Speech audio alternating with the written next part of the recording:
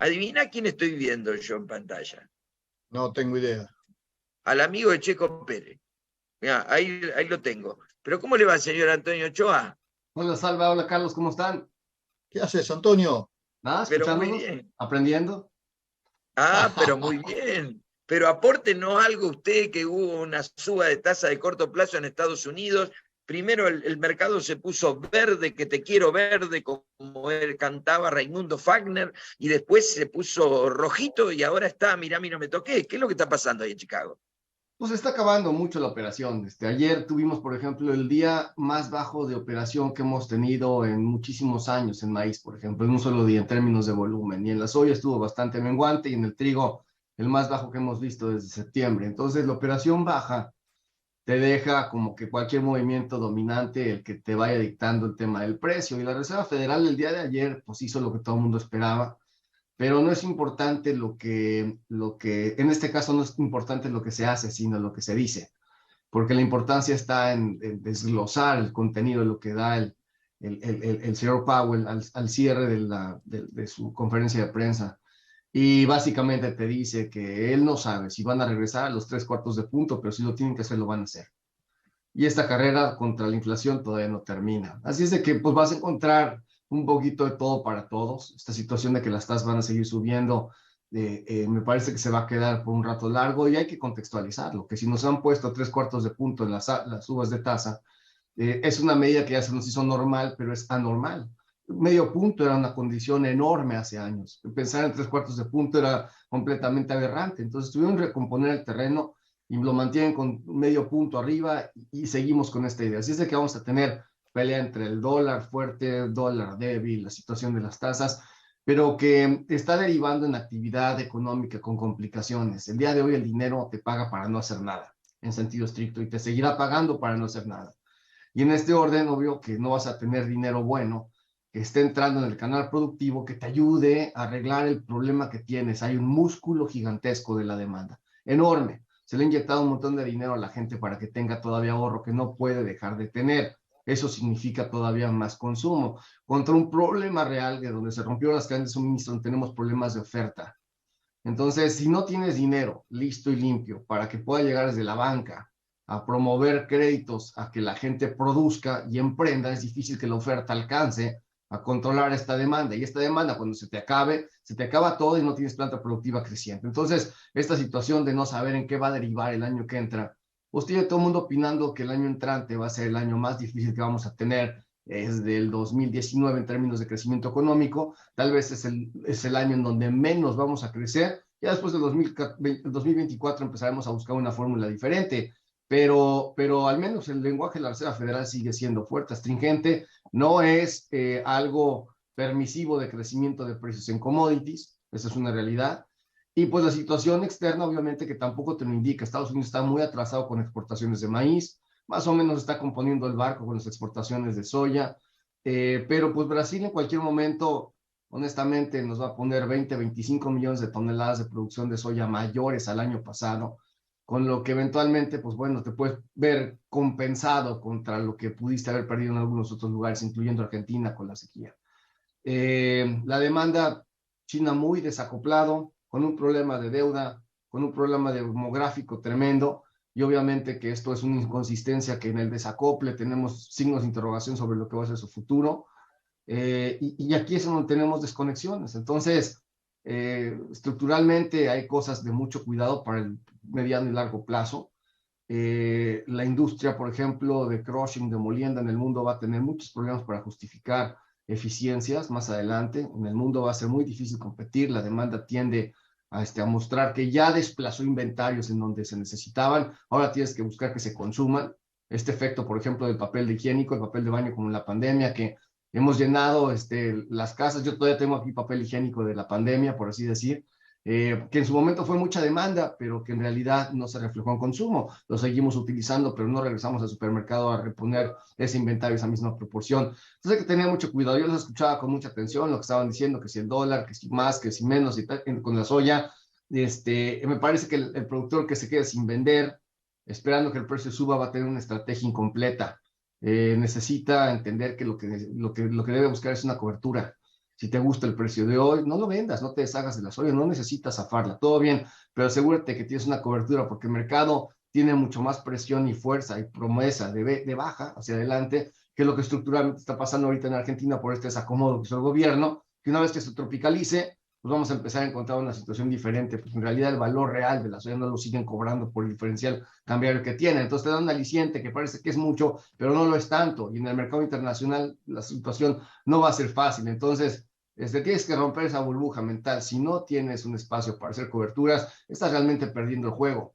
Y aquí lo único que estás haciendo es pelear con la cadena por centavos, y dejas ir los dólares porque no tienes un ejemplo completo. Lo que necesitas es estructurar como una estrategia adecuada para garantizar tu rentabilidad. Antonio, Sí, dale, acabo. Antonio, ayer se conoció formalmente que la Argentina va a limitar sus exportaciones de maíz. ¿Tiene impacto en el mercado internacional esa noticia? No hoy, porque el saldo exportable en Estados Unidos es tan grande que hasta el Departamento de Agricultura en este reporte stale que manda en diciembre ya recortó 75 millones de bushels el programa exportador y sigue atrasado.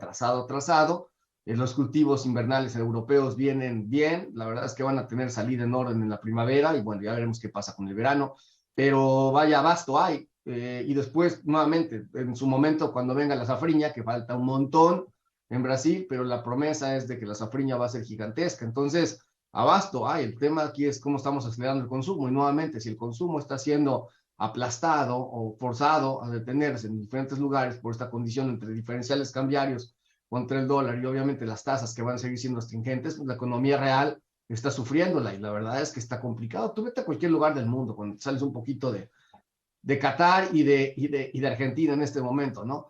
Y te vas a Colombia, te vas a Perú, te vas a México, a cualquier lugar del mundo que vayas, y la situación es de que se han terminado estos inventarios que tenías del pasado, que en su momento fueron buenos inventarios comprados, y que de alguna forma, mientras el precio subía, el que procesaba cárnicos no le ponía el precio completo a los cárnicos de lo que representaba un reemplazo, el precio vigente, el precio actual, sino que le iban poniendo precio de acuerdo a lo que habían comprado y en su momento pues habían comprado bien. Entonces el mercado sube, desconoces la subida y el problema es que ahora estas empresas necesitan regresar a comprar y a reponer inventarios y a tener que impactar precios. Entonces tenemos un efecto retardado en el incremento de los precios que no se detiene con esas medidas de la Reserva Federal, ni mucho menos. Hay que desasolvar todo eso y acomodar el paquete. Y entonces ahí es en donde el consumidor pues, va a tener que expresar diferencias en los cambios y los consumos y expresar medidas desesperadas. Una medida desesperada, por ejemplo, México, ¿no? Que abre las fronteras a importar todo y de todos lados, como sea, con el afán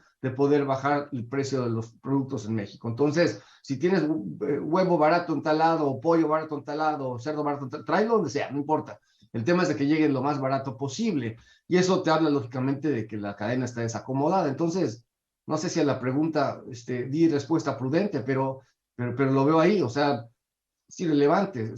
Estados Unidos va a tener un saldo exportable gigantesco que necesita movilizar, con la ventaja en Estados Unidos que el productor norteamericano tiene un montón de cash. Está muy lleno de dinero y es más, está haciendo diferimiento de ingresos hasta el 2024 en algunas cosas, simplemente porque tampoco tiene en dónde invertir. No hay en John Deere, por ejemplo, bueno, no quiero poner John Deere, es porque siempre sale a la mente el primero que se te acuerda por el color o lo que fuera, pero hay mucha industria de maquinaria agrícola que ya tiene vendido todo su tema de cosechadoras y de maquinaria fuerte para todo el año entrante. Entonces, si tú quieres llegar al día de hoy a comprar una, no hay. Tendrás que estar esperando. Y así como eso, las camionetas y silos y muchas. Entonces, el agricultor no tiene que invertir y con eso lo que quiere hacer es un diferimiento de ingresos para no tener que mancharse las manos con demasiados impuestos. Sería el único lugar en donde tendrías que ver que tal vez haya fórmula para no ser tan agresivo de venta en Estados Unidos, pero inventario hay y pues simplemente no se ha desplazado. Entonces, bueno, si Argentina muestra esto, obvio que a valor cara, mucha gente entra en el pánico y va a sentir que va a ser un faltante, pero progresivamente nos vamos a dar cuenta que hay sobrantes, porque aquí lo que tenemos que atender es que eso funciona muy bien cuando sabes que la demanda está creciendo y que te lo están pidiendo y te lo van a querer quitar de las manos, pero en el momento no es el caso. Entonces, si no sabes en dónde está reaccionando la demanda o qué va a hacer que la demanda reaccione, pues estas medidas no te ayudan. Son más allá del corto plazo que siempre tienes un algoritmo tomando la noticia y tratándola de operar. Salva. Te hago una consulta, dos consultas. ¿Están comprando campos? Y si sabés qué precio. A ver, ¿me escuchás ahora? Te escuché ahí, Sí, sí. sí. Te escuché, mira. Las dos consultas eran, primero, si están comprando campos, y segundo, digamos, ¿qué pasa con el Mississippi si sigue trabando la salida de soja de la zona de los Grandes Lagos? Mira, en la primera parte con los campos, hace unas 2 semanas, 3 semanas tal vez, detectamos un precio récord, por así decir, en Iowa, en Greenville, Iowa, y compraron un campo en $30,000 el acre. Es un campo que tiene que hacer soya o maíz, ¿no? No es que tengas alguna cosa sexy que hacer y no sabemos si tiene petróleo abajo, cosa que no creemos que ese campo haya detectado petróleo y los que están alrededor no. Entonces, si tú pones ese número para producir soya y maíz, necesitarías buscar rentabilidad y retorno para que te sea rentable esa inversión con maíces de, no sé, $10, $11 Chicago y con soyas de $22, $23 Chicago, ¿no? Que nada que ver con el precio de hoy. Entonces, en términos de todo, pues no hay rentabilidad. Lo que tienes que ver es una migración de dinero en lugares en donde ya no sabes dónde ponerlo, porque hoy quieres ir a uno de estos exchange cripto y pues te salen volando, ¿no? Te quieres, o sea, ya no hay lugar seguro en sentido estricto, no te quieres quedar en muchos lugares y cuando quieres estos dineros ponerlos en una zona un poco más segura, pues no sabes por dónde ir. Te interrumpo un minuto, $30,000 el acre. Sí, Ok, eso te da más o menos $70,000 la hectárea. más o menos. Uf. Entonces, hay busca rentabilidad con un precio de esos. Y te digo, es tierra agrícola, no es una zona en donde digas, bueno, es que vas a tener un desarrollo inmobiliario mañana, o está pegado a una gran urbe. No, no, es en el corazón de una tierra agrícola donde no hay más que tu mejor idea es que tengas una fábrica de etanol y un porcicultor cerca. Eso es punto.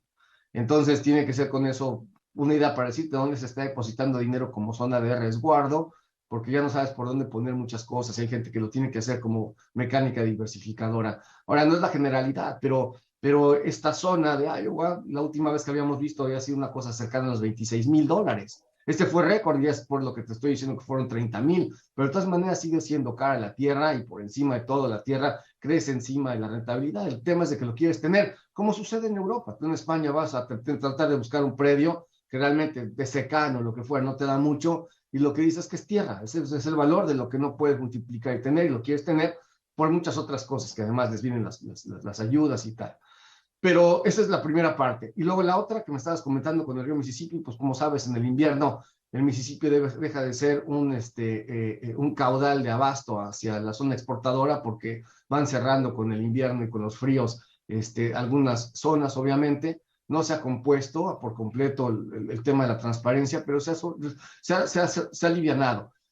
La realidad es que tuviste un problema muy grande con la soya en la parte baja de Luisiana, una soya que le llovió al final y que tenía muchos problemas de calidad, mucho daño de calidad. Entonces necesitaban hacerse llegar de soya de un poco más al norte para mezclar y para poder cumplir con el programa exportador de la región, o sea, lo tenían que juntar.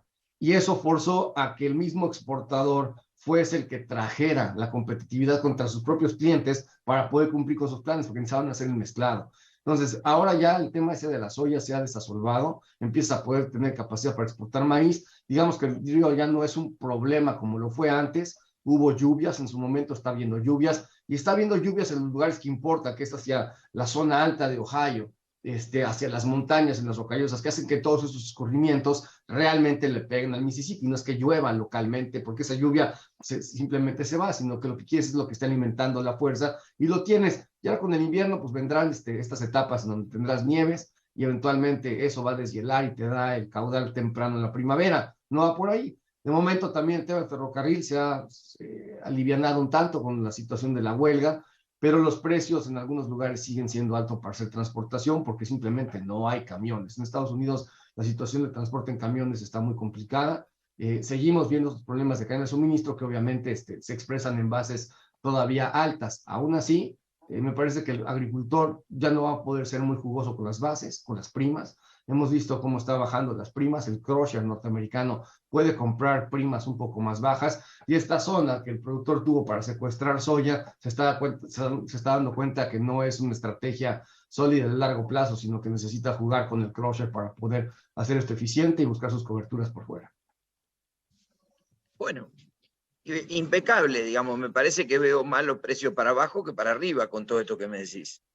Bueno, si sales del espacio, en donde tienes nada más tu campo de visión limitado a lo que está sucediendo por medidas artificiales y situaciones coyunturales, y lo pones en un contexto mayor, bueno, digo, es muy sencillo realmente. Dices, bueno, ¿tienes un efecto de consumo grande? No tanto. Mira, China, por ejemplo, China trae inventarios bajos de muchas cosas. Esta semana pasada le llegaron cerca de 3 millones de toneladas de soya que pudieron moler más. Los inventarios de harina que estaban ahí pegaditos en las 100,000 toneladas nada más, que estaban muy bajos históricamente, le subieron a 300,000 toneladas. Los precios, las bases de harina que estaban calientes, ya están por debajo de los 500 yuans en China. La situación de ventas hacia diferido, hubo más actividad. La semana pasada pusieron más de 1.700.000 toneladas de venta de harina, que es muy buena actividad contra las 700,000 que tenían anteriormente, y empiezas a ver un poquito más de cobertura hacia el año chino lunar. Pero la situación en China, por encima de esta medida del COVID, que parece que es una cortina de humo para esconder lo que te había dicho anteriormente, el desacople, el tema de poblacional que tiene, que es un problema gigantesco que tienen. O sea, China podríamos hacer un capítulo con algunos condimentos especiales, pero esa demanda todavía no te va a detonar. Y la situación de China, sí es real el tema de los contagios, aunque el gobierno no te imponga los lockouts, como le llamas, la población lo va a tener que autohacer porque se va a empezar a rebasar la capacidad hospitalaria. Es decir, las crisis que vimos en la India, en Estados Unidos, en México, en Colombia, en Argentina, en Europa, esas nunca las vimos en China. Bueno, este es el momento en donde se tienen que ver en China. Como cualquier otro lugar, tienen que batallar con el bicho, y el bicho va, llega, se expande, algunos les pega muy fuerte, algunos les pega menos, pero mucha gente se tiene que atender, y cuando llega a todos los que se tienen que atender, pues la capacidad hospitalaria es rebasada, que es lo que trata de abatir la autoridad. Entonces el chino se da cuenta que por la fuerza era la mejor de las ideas, que si quiere ser el que decida él, se va a enfrentar con la enfermedad, y de todas maneras no tiene mucho pasatiempo. Entonces, una China potente fuera de todo esto, yo creo que la ves hasta la primavera, ya que se te pasa el invierno y tengas mejores condiciones. Entonces, encuentra la demanda, encuentra el consumo el día de hoy, que sea sólido, y que tengas a alguien promotor de consumo y crecimiento económico en el mundo. Si lo encuentras, no tengas problema con el precio, porque va a subir. Si no lo encuentras, pues ten mucho peligro, porque al otro lado tienes la promesa de que alguien construye inventarios suficientes y excedentes relativo a esta proyección de la demanda. Entonces es un juego sencillo, no es tan difícil.